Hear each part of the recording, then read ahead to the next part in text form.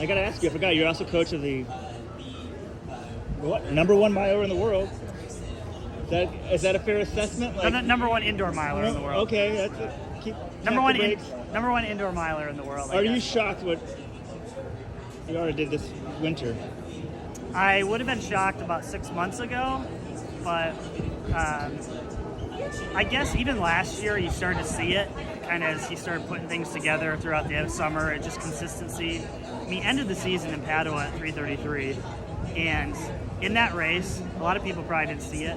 He ran like 29 seconds the first 200, and was like almost fell like 4 times. He was shot out the bag. There's 30 people on the line, and I was like, okay, he's like won this by like 3 seconds over really good guys. You could see it right at the end of the year, and then as training started throughout the fall, though, like he never pushes too hard. He just does it. But then as soon as we started hitting the track after like January 1st, you could see it. He was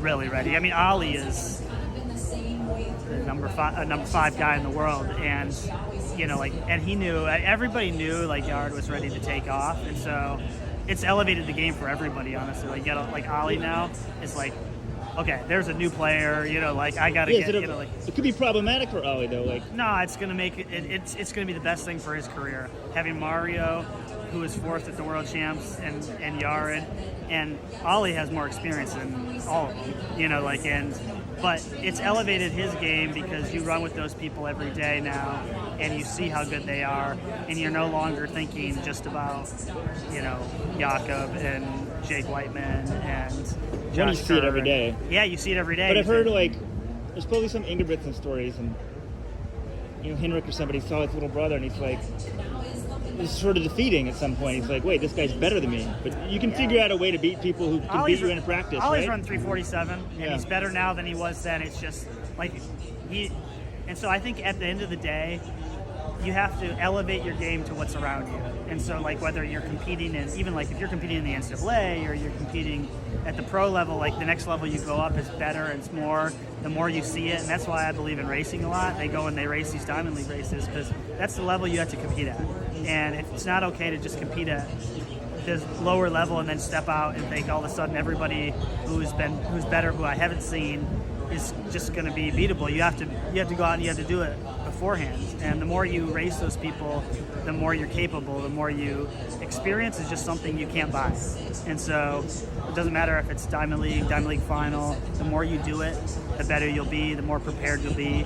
And we continue to try to learn, and like events like World Championships, we learn from that, we get better the next time. And the Diamond League races, if they don't go well, you learn from it, and then you can take that into the championship races. And so it doesn't matter. Yeah, like a guy like Yared he's benefiting from the experience of someone like Ali because he can run every day with him. He already knows that guy is one of the best in the world.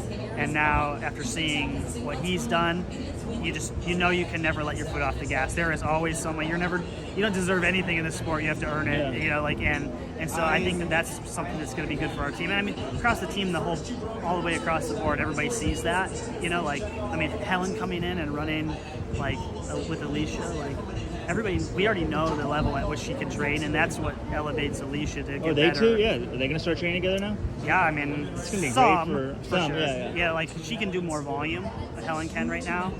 But on the track, Alicia has a better 5K or 10K PR now. But Hellen could certainly run faster. Than she has. 30:02, 30:03. What's your run? 30:03. Yeah. So. Is that about what you thought you'd run? What do you think of that race? I thought she could run under 30 minutes, and I think if it was a little bit faster, she could have. I thought she could crack 30 minutes.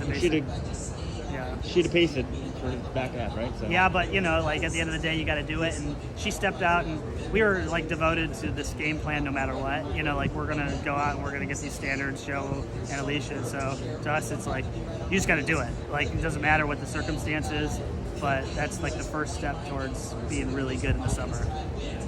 In Joe's race, is it disappointing you didn't get the Olympic standard? How do you view that race? Not disappointing. I thought he could run 26:50 I just don't think the field was quite as strong, maybe at that pace as we thought it would be, and it's just hard to crank it down at a certain point. And so I think we were fine with it. It was just it would have been nice to get it out, but I don't think it's really going to matter, honestly, for Joe. Like, I think if he runs one more race, it's like if he runs well at the World Champs, he'll be in. He'll be in, yeah. Anyway, and then we'll do it again next year because. Yeah, do you think this maybe analyze the standard more? Like, there's these cross-country spots. I don't know if they're doing that next year, but like, it seems so hope hard. They aren't doing it, but if they are, like, yeah, it does change some things. Like, I mean, I've thought of going to something like Valencia 10K road race, try to hammer it on the road, or I was about to ask, like, some people running really fast. And there's a Dutch woman in the race today. She's run 30:29 on the roads. No one's ever heard. Yeah. And so it's like, wait, maybe take a shot at the roads. I mean, if you find the right ones, it's like, yeah, I mean, why not go for it? Why not? I mean, because you just don't have those kind of opportunities. Like a race like the Sound Meet, how many of those do you get? Not many. And so, like, if you don't do it at the World Champs, then you're done, you know? And last year, they had the 10s separate from the 5s. Yeah.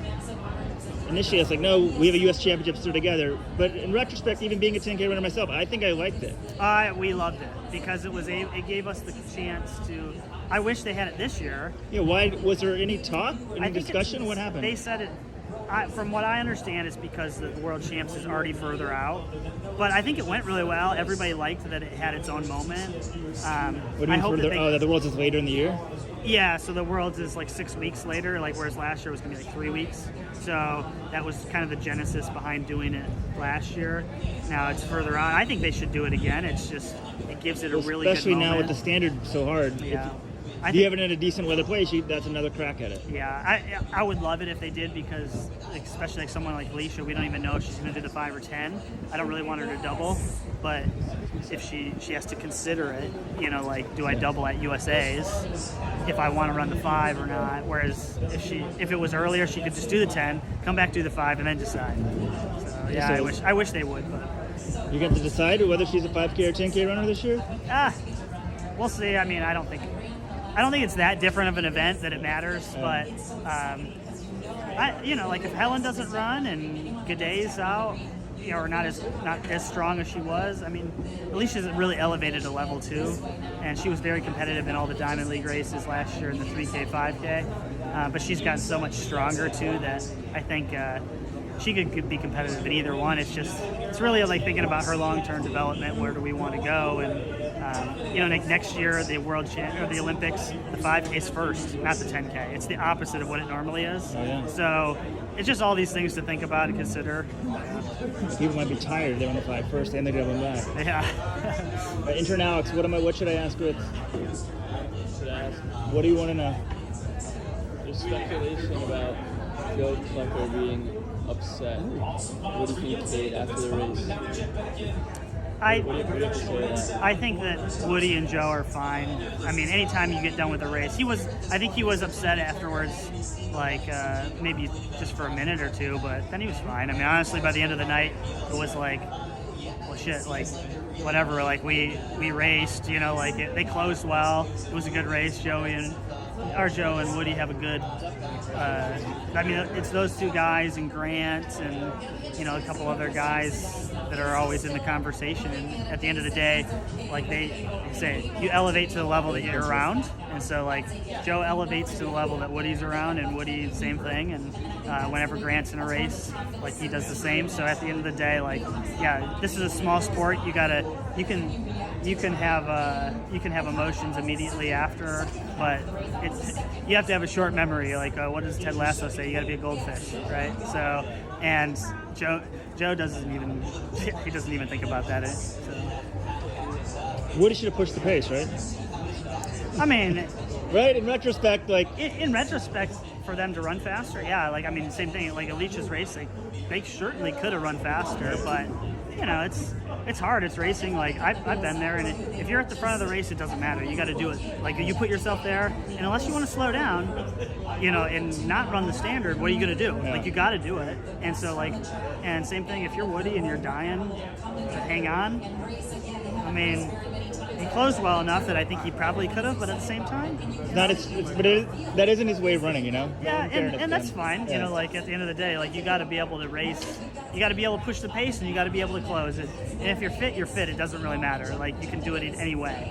And I think probably the biggest thing is just that you don't have many opportunities in that. But they'll both be fine now this year. They'll run if they make the team. If they're two of the guys that make the team, world champs will have great points, and it'll be fast enough that they can run a standard if they want next year, but they probably will be okay on ranking even too. Like it's crazy. You need to get in. Well, I guess they're going to get in this year because they have the standard. If yeah. 27. 27. That helps you for next year because you get the points from Worlds. You know, I've had that discussion with some other people about even like, hey, do we try to run the 10K? Like Jonas Rice, I was like, should we consider trying to run the 10K? Do we run one more? Just because if we run it at the Worlds, it helps your ranking so much For the Olympics. for the Olympics. And so, like, there's some problems with the way the 10K operates right now. And hopefully things will iron out. It's just much more consistent across other distances. And so we'll see. Yeah, we'll see what happens. All right, cool. Thanks, Cool. man. Thanks, guys. Appreciate it.